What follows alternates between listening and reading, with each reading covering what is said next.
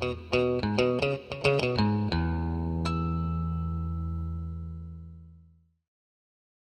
and Grüß Gott. Today I'm going to change the front tire on my 2011 Suzuki GSX1250FA. It's only got 7,500 miles on it. The front tire definitely is worn past the wear markers on one side. The roads here in Arizona are a little bit lopsided, so that's what causes that. So over here I have a brand new Michelin tire that I'm going to install. It takes a lot of equipment to do this, so I'll show you what you're going to need. You're going to need a tire changing stand like this one, some inspector's lacquer, a front wheel stand, you're going to need some tire irons, a rim shield to protect the rim.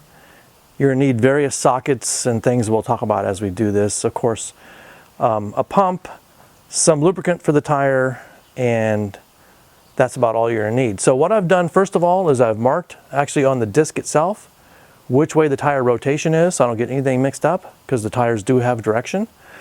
Also, right now I've loosened all the nuts and bolts that hold the front axle on, and also the ABS sensor. The ABS sensor has to be pulled back because it sticks forward. So I'll pull that off. I'll put this on a stand, and then we'll come back and show you what we're going to do next.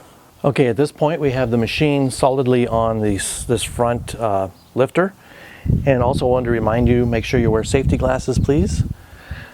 So right now what I'm going to do is we've taken the sensor the ABS sensor off, or loose, and now we're going to take these bolts loose and then take the axle out and make sure we get everything perfectly, keep track of where the spacers and stuff go, and then we're going to bring the wheel out here and take it out. So we'll do that and be right back. Okay, I forgot to mention you have to take your brake calipers loose, so that's just a couple of bolts. Take them loose and pull them out, and then the whole tire can come forward. So I'll put it over here on the tire stand, and I've just barely have it held down here. I don't want to damage this seal or anything. So now I'm going to take my tire tool and take the valve stem core out and let all the pressure out, and then I'll show you what we're going to do next. Okay, you're going to need to get a bead breaker, and you need to go around the tire and break the bead all the way around so we can get this tire off. So that's what I'm doing now, and then I'll be back. Okay, we got the old tire off. It was actually really tough because the bead wouldn't break on one side. Not sure why that is. I've changed smaller motorcycle tires. This is the first time I've changed a bigger one. Much more difficult than I thought. I have a bead breaking tool.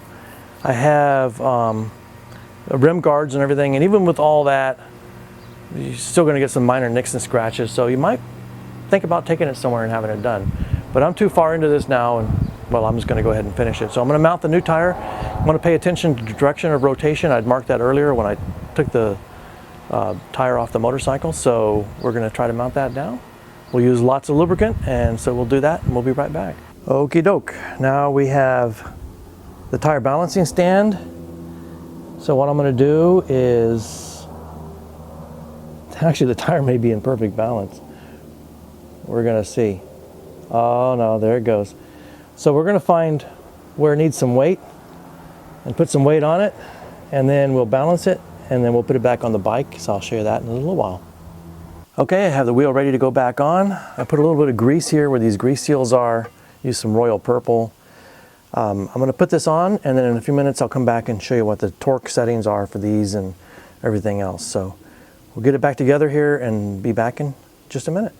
Okay, at this point we've basically finished the job. These get torqued at 23 Newton meters, 26 Newton meters for the brakes. The main axle gets 100 Newton meters. And so now I'm ready to take it off and go ahead and take it for a ride.